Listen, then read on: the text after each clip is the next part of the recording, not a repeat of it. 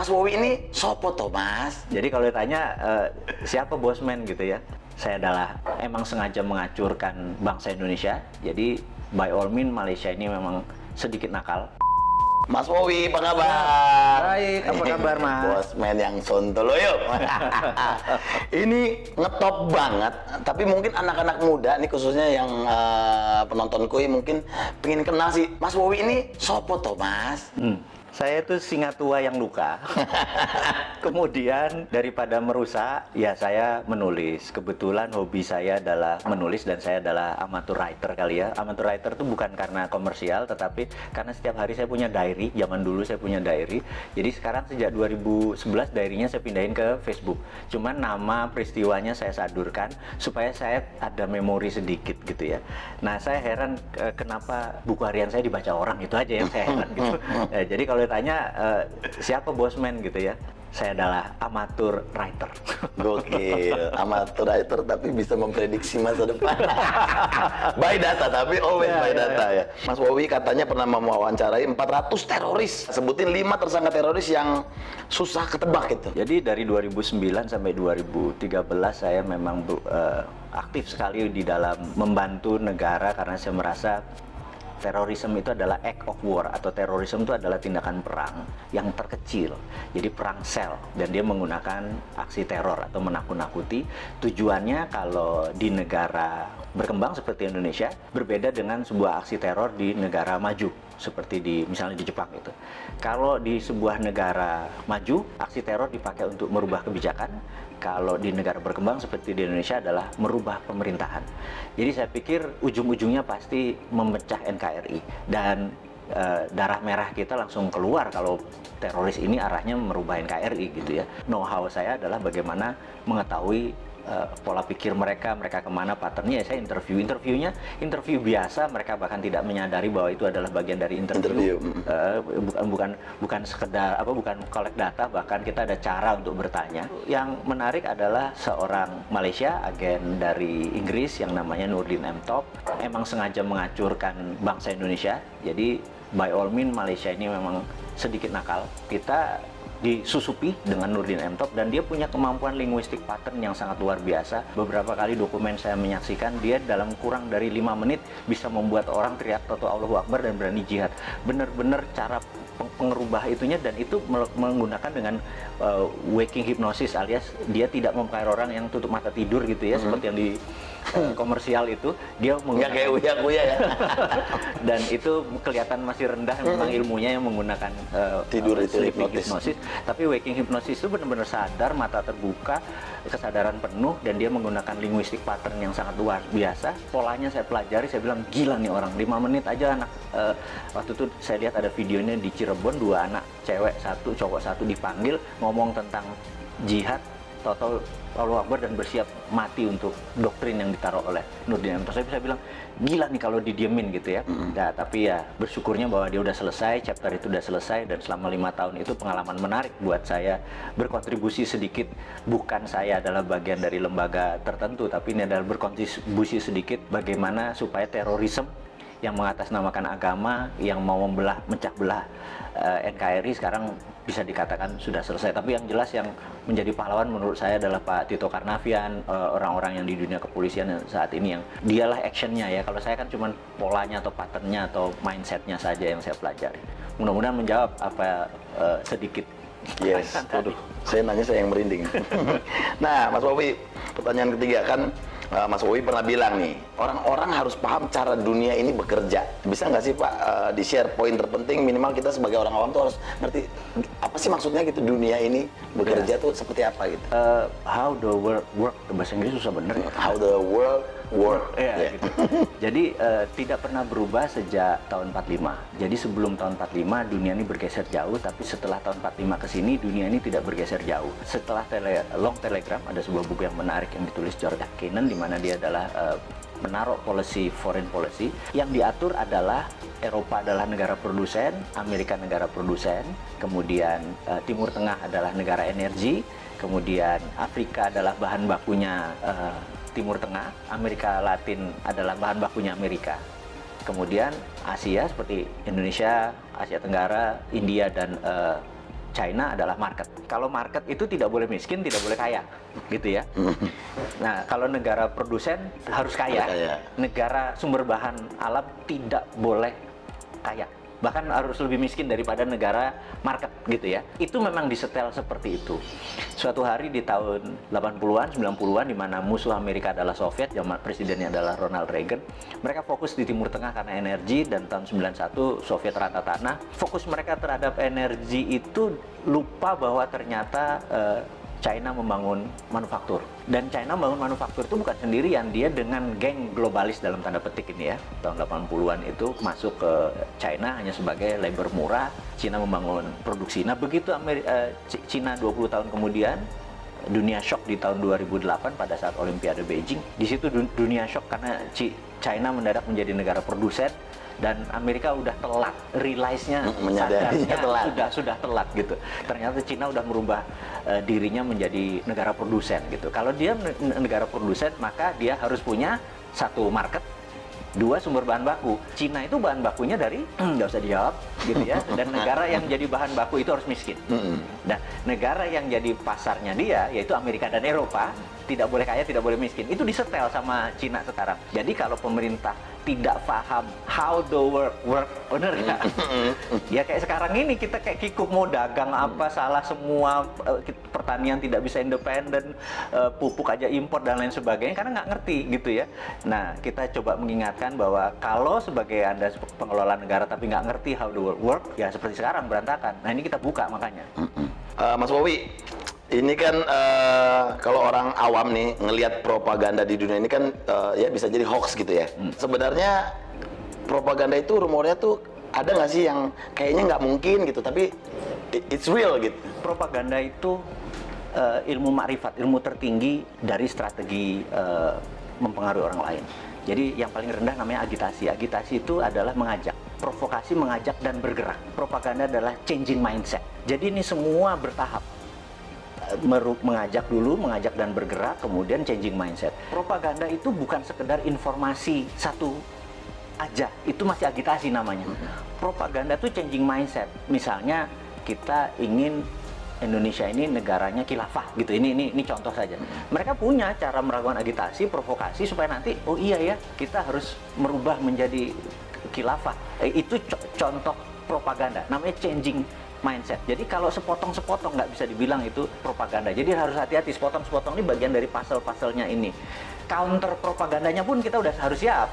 Gitu, ada counter propaganda. Oh, ini bagian dari propaganda, bagian dari agitasi, bagian dari provokasi, bagian dari kita harus ada counternya. Saat ini dunia intelijen harusnya punya divisi itu. Mudah-mudahan sadar. Karena sadar itu dalam artian karena ilmu ini bergeser terus, ilmu komunikasi massa ini bergeser terus. Dulu adalah menggunakan koran, dulu menggunakan TV, dulu menggunakan radio, sekarang menggunakan apapun. Jadi sekarang ini perangnya bukan battle ground, bukan perang ground, tapi battle space. Nah, kemampuan battle space kita ini, perang di udara tadi, bukan satelitnya, bukan sekedar internetnya, bukan sekedar sosmednya, tapi kontennya ini benar-benar tidak sesederhana yang seperti kita bayangkan. Nah, di sana dokter-dokter semua, iya kan, bukannya seseorang yang ilmu pengetahuan psikologinya nggak mateng gitu. Jadi saya pikir banyak yang harus kita pelajari. Jadi sekali lagi anak-anak muda yang di bawah 40 tahun yang saya bilang nanti 4 tahun lagi berkuasa itu kesempatan Anda belajar, karena yang tua-tua nggak mungkin belajar kan. Terlambat.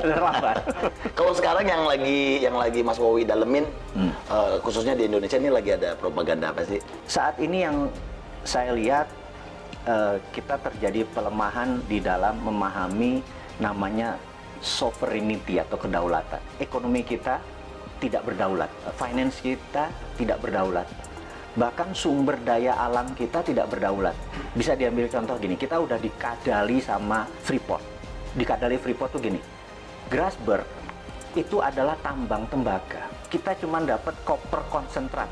Setelah diproses jadi konsentrat, dikirim anoda slime, dikirim tadi, dan kita tidak mendapatkan benefit koper konsentrat. Apa itu benefit? Begitu dia masuk ke smelter, maka outputnya adalah gold, 100 ton per tahun, platinum 50 ton, dan ada uranium dari rare earth. Kita tidak mendapatkan benefit tersebut.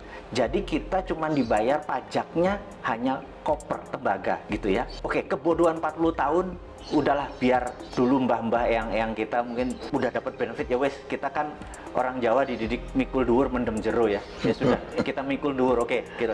Tapi kalau sekarang lupanya ada undang-undang yang nikel. Jadi nikelnya 25%, ini lucu. Begitu dia tambang, nikelnya 25%, nggak boleh 40. Karena kalau maksudnya kemurnian nikelnya ya 25. Yang kita harusnya adalah kemurnian nikelnya 99,9. Tapi kalau 99,9 maka banyak yang dibuang. Dia nggak mau, dia maunya 20% aja. Kenapa? Karena 20% itu ada dua benda yang dia incer. Satu feronya, dua litiumnya. Jadi waktu dibayar, hanya dibayar nikelnya saja. Litiumnya sama feronikelnya sama nikel lateritnya itu gratis. Nah, kemudian isu terakhir adalah tin atau timah yang katanya mau digitukan sama. Tapi sama Cina apa yang dilakukan? Kadar tinnya harus 25% karena di 70% itu masih ada yang namanya thorium, masih ada yang namanya osmium buat laras senjata. Dan kita cuma dibayar tin timahnya doang gitu ya. Nah, kok masih goblok sih gitu ya, cuman kita ngingetin aja gitu. Yang Mbok sekarang sudah sekian lama, ya kalau mau dibayar namanya konten dari mineral tadi yang dibayar. Litiumnya berapa, osmiumnya berapa, thoriumnya berapa, rare earth-nya. Jangan cuman dibayar pokoknya dan nilainya paling murah. Jadi koper tuh paling murah, nikel tuh paling murah, timah juga paling murah, stannum ya bahasa kimianya, SN biar pada inget ini. Pasti pada lupa pelajaran SMA dulu ya, waktu SMA dulu kalau fisika tuh saya inget ada hari libur nanti kita rebus kubis Prancis HEL gitu ya, pada lupa kan pasti kan gitu ya. Nah kita sekedar ngingetin bahwa pelajaran itu penting karena biar nggak dibodoh-bodohin. Biar nggak dibodoh-bodohin. Yang kedua adalah kenapa Indonesia tadi yang jadi marketnya Cina tadi. Karena Tuhan itu sudah baik banget sama bangsa Indonesia aja yang terlalu terpesona dengan bangsa lain. Saya selalu berkali-kali cerita, bayangin ini ada bola dari plastik, transparan, kemudian bola itu kita kasih glitter, bola itu diputer. Glitter itu akan ada di lingkaran tadi. Dunia ini yang sudah miliar tahun muter itu mineralnya ada di sabuknya. Karena itu Nusantara dengan hampir sekian panjang wilayah itu menghasilkan seluruh mineral itu. Jadi 130 unsur mineral yang ada di tabel periodik itu ada semua di Indonesia. Dari mulai rare earth, tanah jarang, segala macam. Dan ini adalah hanya ada di Indonesia loh, gitu. Kenapa kita masih terpesona sama bangsa lain? Ini aja digarap. Kalau kita mau berdaulat, kita buat aja namanya metal road gitu atau mineral road gitu ya. Dulu kan ada spice road misalnya gitu, jalan rempah ya, kita jalan mineral karena kita the only country yang punya itu semua di dunia ini. Itu yang membuat generasi nanti ya, yang 4 tahun lagi berkuasa tadi, ambil itunya Jo, gitu ya. Jangan lu pikirin yang tua-tua ini. Iya. Nah, Mas Bobi, coba Mas Bobi, ada nggak konspirasi yang paling serem dan berhasil sepanjang sejarah? Menurut saya adalah diambilnya emas Indonesia sebelum Pak Karno dikudeta, dan itu gerakannya cantik sekali sehingga depository emas kita lepas hampir 1000 ton gitu ya. Cakep sekali skenarionya dan itu bisa dibuktikan one of the best. Nah, ini kita ngomongin yang anget-anget nih. Kemarin nih kayaknya Pak Bos lagi marah-marah sama menterinya nih, ya kan? Gimana Mas Wowi menanggapi statement Presiden kemarin yang kayaknya bakal ada reshuffle kabinetnya, gimana? Kalau saya lihat tujuannya Pak Presiden adalah mengingatkan, jadi early warning untuk semuanya bergerak. Tapi kalau kapabilitas dan kapasitasnya memang tidak ada, menurut saya dalam 2-3 bulan ke depan benar-benar diganti secara fisik. Saran saya, karena ini bukan biasa saja, ini udah extraordinary, jadi udah bukan extraordinary lagi, udah extraordinary karena economic at war. Di dalam economic at war itu hampir no law, nggak ada hukum. Hukumnya adalah survival of the nation, hukumnya. Jadi gimana bangsa ini supaya survive.